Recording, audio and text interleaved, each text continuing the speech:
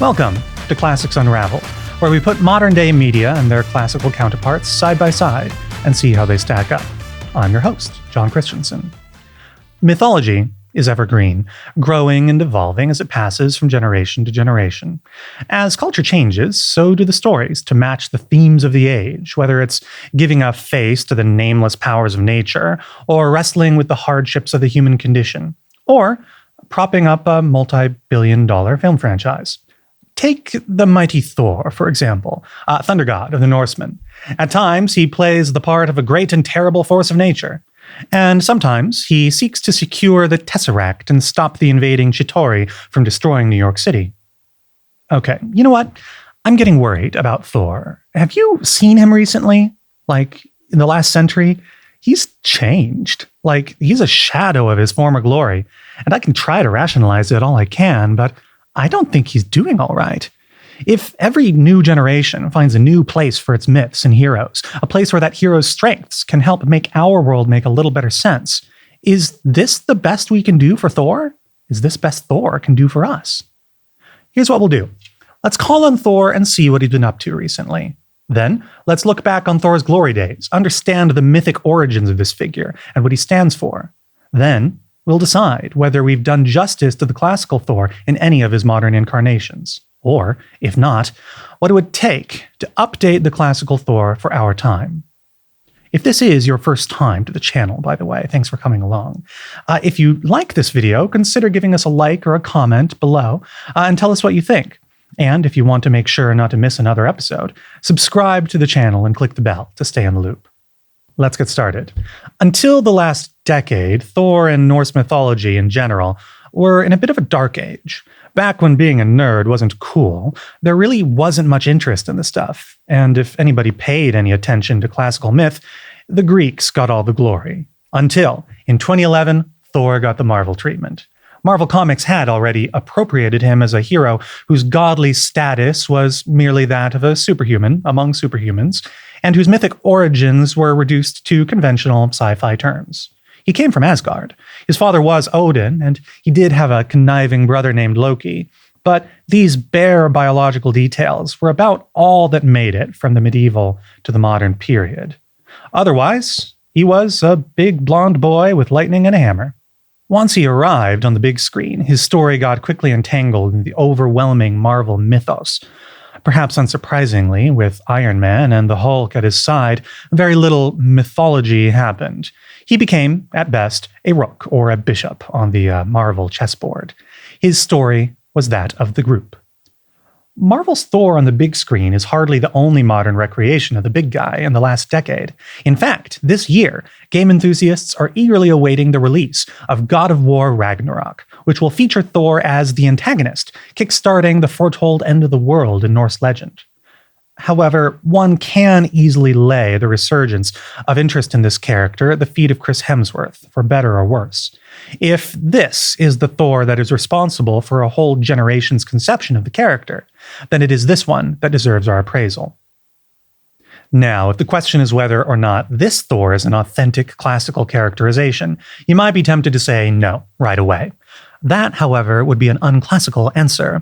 A classical figure is more than a name and a place and a bunch of biographical boxes to check. There's a reason someone like Heracles can appear in two works of art of different types, separated by centuries, and still be essentially the same character. When we describe something as classical, we don't merely mean something old. A classic is any matter of art that exemplifies a larger body of art, knowledge, or truth. That's why it's called classic, because it adds to or takes from a class of like things, or better yet, it sets the standard for that class of things. In its deepest sense, then, it is art that uses one true thing to indicate something universally true. We don't believe, for example, that Oedipus really existed, but take away his face and his name, and what do you have? A man who's committed a terrible sin. And while he cannot undo the consequences of that crime, he can only make up for it with a terrible sacrifice of his own. That man has existed 1,000 times over, and Oedipus is just a fictional stand-in for all those real events.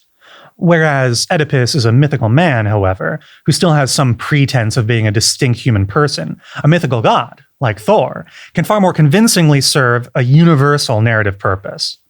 So, what role does Thor fulfill? What essential truths do the myths of Thor convey? Sadly, Norse mythology doesn't hand us a really involved body of literature, or at least not the kind that we get from Greece and Rome.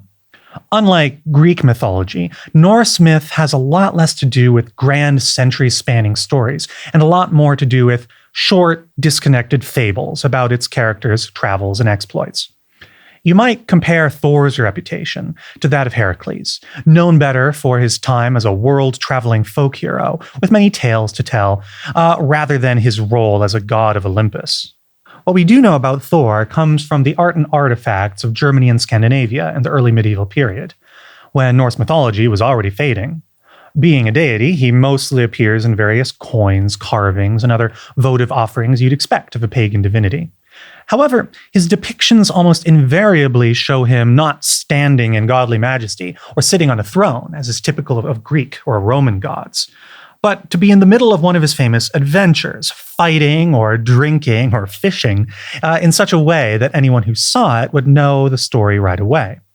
In the Prose Edda, for example, Thor arrives at sunset to the castle of UTGARDA Loki, who offers him several strange challenges that a strong man like Thor should handle easily.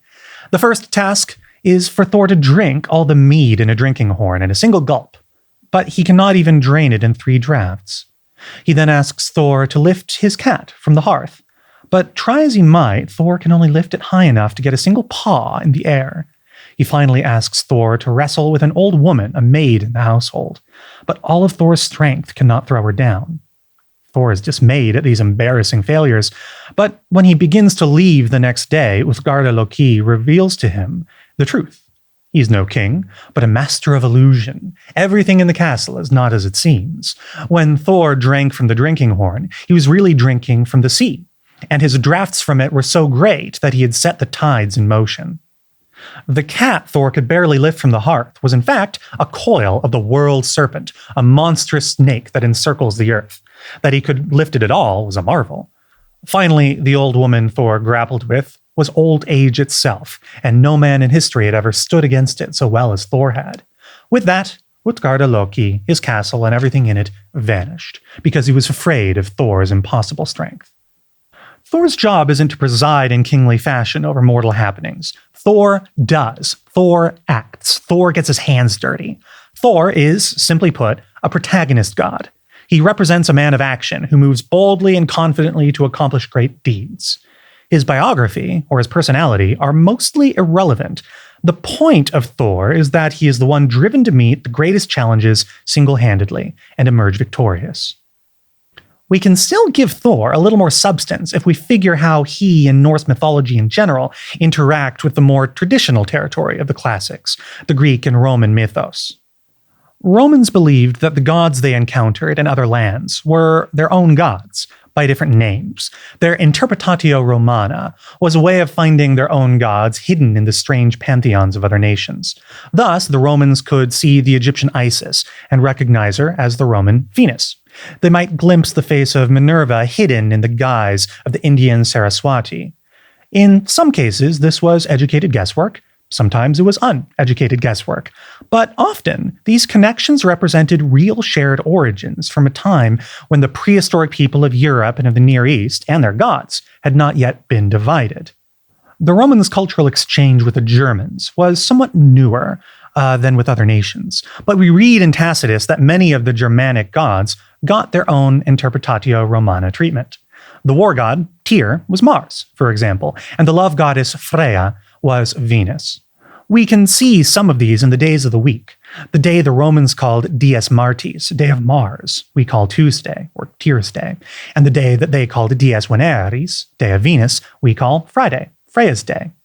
What of Thor?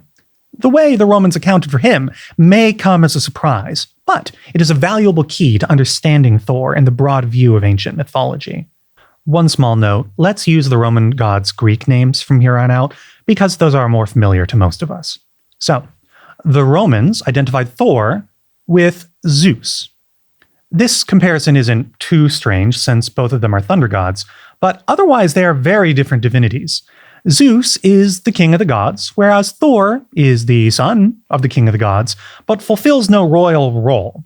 This might seem like a bit of laziness on the Romans' part, or evidence that this interpretatio Romana thing really is guesswork after all, until we ask a follow-up question. Who is the Norse king of the gods according to the interpretatio? Thor's father and king, the god of wisdom Odin, is Hermes. Now that's strange. Once again, Odin and Hermes are both gods concerned with knowledge, but whereas in Norse myth, Thor is the son of Odin, Odin's counterpart, Hermes, is the son of Thor's counterpart, Zeus. The roles of each god are reversed in each mythology. This is too orderly to be a mistake, and in fact has a rather crucial narrative explanation that makes what could seem like a coincidence make a lot more sense. In both mythologies, the Thor-Zeus combo represents more than the paragon of manly might, but the form of manly might most critical to the cultural creed of each nation. In ancient Greece and Rome, the height of human endeavor was statecraft, the power and glory of kingship and empire. It's no wonder that the heroes of the Iliad and the Odyssey, their subjects of poetry and tragedy, are, with few exceptions, princes and kings. What Greco-Roman role is more fitting for the protagonist god than of a king of kings, the ruler of the heavens? In ancient and medieval Germany, the signs of manly honor and esteem were the oath of a thane, a knight, a warrior forsworn to accomplish mighty deeds. When the Angles and Saxons came to England, the stories they brought over were of adventurers. Even King Arthur's tales are more concerned with the exploits of his knights than of his own rulership. What Anglo-Germanic role, then, is more fitting for the protagonist god than that of the ultimate warrior, matchless in might? On the contrary, when we meet Marvel's Thor for the first time, he can be defined precisely as out of place. His characterization is largely that of a fish out of water, a medieval anomaly in a modern world. Whether or not this Thor is the ideal man of his own time, he is certainly not the ideal man of our time. As heroes do, he changes and grows with each successive film, adjusting slowly to the Marvel world. Ours is not the Marvel world, however. In fighting against alien powers and wrangling with fantastical technology, the world Thor grows into little resembles our own. And the merits of a figure whose feats of strength are turned against fictional foes, and threats with no real bearing on us, undermines his role as an ultimate protagonist. As Thor always does, he moves forward, but without a crucial goal of some contemporary value, it little matters what his feats of strength are, when the goal of those feats is incomprehensible beyond his world's sci-fi setting. Oddly enough, if anyone can be called the Thor of Marvel, it's not Thor himself, but Iron Man. Think about it. If we define Thor as the ultimate fulfillment of manly endeavor, then Tony Stark ticks all the boxes. He's a self-made man, a blue-collar billionaire, eminently tech-savvy but literate in today's culture, a patriotic but independent hyperbole of the American dream. When most of the Marvel viewership was in their early 20s, entering the workforce, he arrived in his 30s as a model of the fruits of hard work. That cohort of viewers entered their 30s to find Stark in his 40s, with his career giving way to his vocation, and his individualism falling away to sacrifices for his loved ones. Wherever the fan base was in their lives, Iron Man was a step ahead, an ideal version of them at their most active, most courageous, and most triumphant. This isn't to say that Marvel got it right. If you put Thor in your story, and he ends up being less Thor than someone else, you've messed up. So, for posterity, what should we look for the next time a modern Thor shows up? I mentioned before that there's a video game soon to be released that features the Thunder God. Let's use that as our testing ground for his recovery from the Marvel days. As I mentioned, God of War RAGNAROK casts Thor as the antagonist. You don't play as him, you play as someone fighting against him. Doesn't this already break the rule of Thor as the archetypical protagonist? Not necessarily. It depends on what you're fighting against him doing. First of all, the time and place of the game is a lot less ironed out. It occupies some hazy point in the immemorial past, in broadly mythic terms.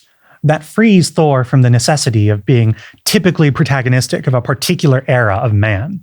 So, he must merely be prolifically heroic in the active sense, not necessarily the morally good sense. If his quest is to initiate Ragnarok, and the focus of the game is for you to stop him from doing so, then Thor is in fact the protagonist in that he is the one undertaking a mighty task, and you're actually the antagonist for trying to stop him. If the game follows along these lines, and Thor plays the essential doer, even if you really don't like what he's doing, then perhaps God of War will get Thor right after all.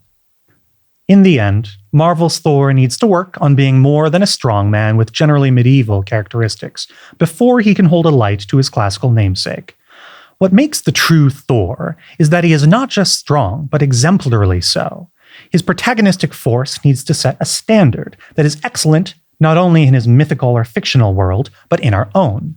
Thor will need to get out of Iron Man's shadow and become heroic in human terms before that can happen. That'll take a return to the classical model, the recognition that a character, in the classical sense, is not a specific person, but a sort of person, a person with characteristics that make sense and have purpose regardless of the time or place.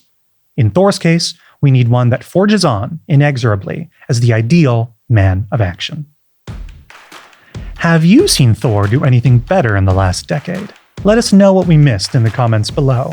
If you enjoyed unraveling Thor with me today, drop a like in the like jar, and subscribe so you don't miss whatever we unravel next. I'm Jon Christianson. Fare thee well.